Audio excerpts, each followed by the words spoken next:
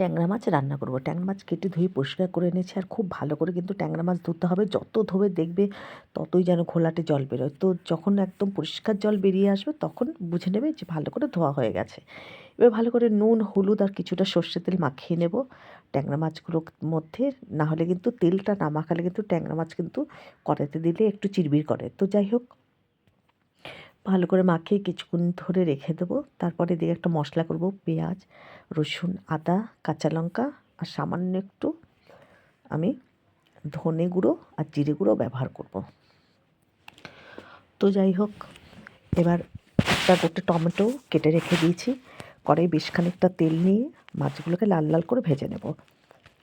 আর এখানে কিন্তু 500 গ্রাম মাছ আছে, অনেকগুলোই মাছ। তো যাই হোক, এই যে মশলাটা এখন আমি করে নিচ্ছি। দেখছো তেল একদম হাই হিট হয়ে গেছে, দেখো হাই হিটে দিয়ে গরম করেছি, নাহলে কিন্তু মাছ কড়াইয়ে লেগে যাবে। তো যাই হোক, মাছগুলো এবার তেলের মধ্যে দিয়ে দিয়েছি। এবার লাল লাল করে মাছগুলোকে ভেজে নেব। এক পিঠ হয়ে গেলে পরে ও পিঠটা আবার উল্টিয়ে দেবো। তো যাই হোক, মাছটাকে এই যে উল্টে দিচ্ছি, দেখো সুন্দর লাল লাল কিন্তু ভাজা হয়ে গেছে এক পিঠ। এবার মাছগুলোকে আমি তুলে নেবো আর একটু ভাজা হলে। তো দেখো, এই যে মাছগুলোকে তুলে নিয়েছি, আবার পরের বার মাছগুলো দিয়ে দিলাম। মাছ তো এখানে অনেকগুলো, একটু ভাজতে সময় লাগবে। তো যাই হোক, একদম ছাঁকা তেলেই ভেজে নিচ্ছি, একটু তেলটা বেশি করে দিতে হবে। ভাজার সময় সব মাছ কিন্তু ভেজে নিয়েছি।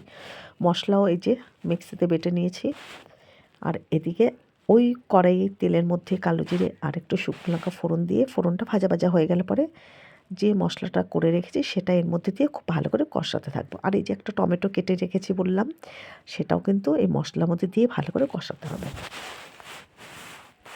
তো দেখো, ফোড়নটা ভাজা হয়ে গেছে। এবার এর মধ্যে বেটে রাখা মশলাটা দিয়ে দিলাম।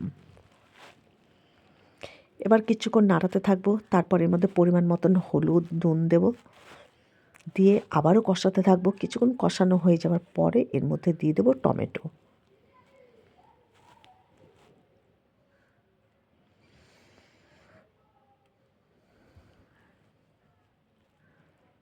দেখো, মশলার জলটা কিন্তু অনেকটাই কমে গেছে।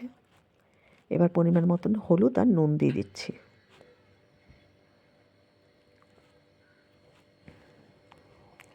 এবার আবারও ভালো করে কষাতে থাকবো।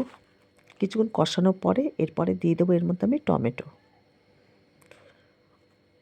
টমেটোটা কুচি করে রেখে দিয়েছি। টমেটো আর কিন্তু নামানোর সময় অবশ্যই ধনেপাতা ব্যবহার করব। ধনেপাতা দিয়ে ঝাল ঝাল করে এই ট্যাংরা মাছ এরকমভাবে করলে দারুণ লাগে খেতে।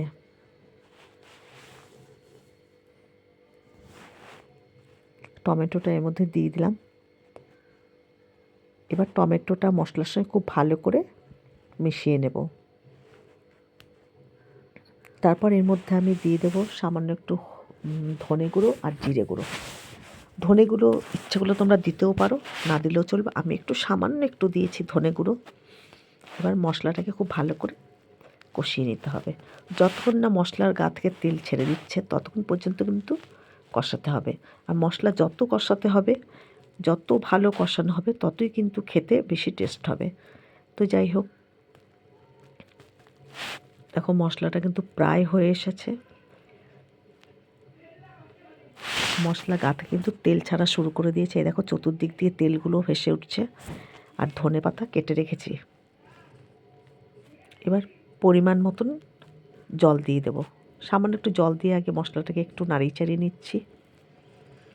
মশলা খুব সুন্দর কষা হয়ে গেছে। এবার আমি এর মধ্যে পরিমাণ মতন জল দেবো। আর জল কিন্তু একেবারেই বেশি দেবো না, সামান্য একটু চিনি দিয়ে দিলাম। আবারও একটু মশলাটা কষিয়ে নিচ্ছি চিনিটা দেওয়ার পরে। এবার পরিমাণ মতন জল দিয়ে দিলাম। দেখো, জল ঠিক এতটুকুই দেবো, আর কিন্তু আমি জল দেবো না এর মধ্যে। আর মাছটা একদম গামাখা করব, ঝোল যাতে বেশি একেবারেই না থাকে। দেখো, ঝোল টকবক করে ফুটে উঠেছে। এবার মাছগুলোর মধ্যে ঢেলে দেবো।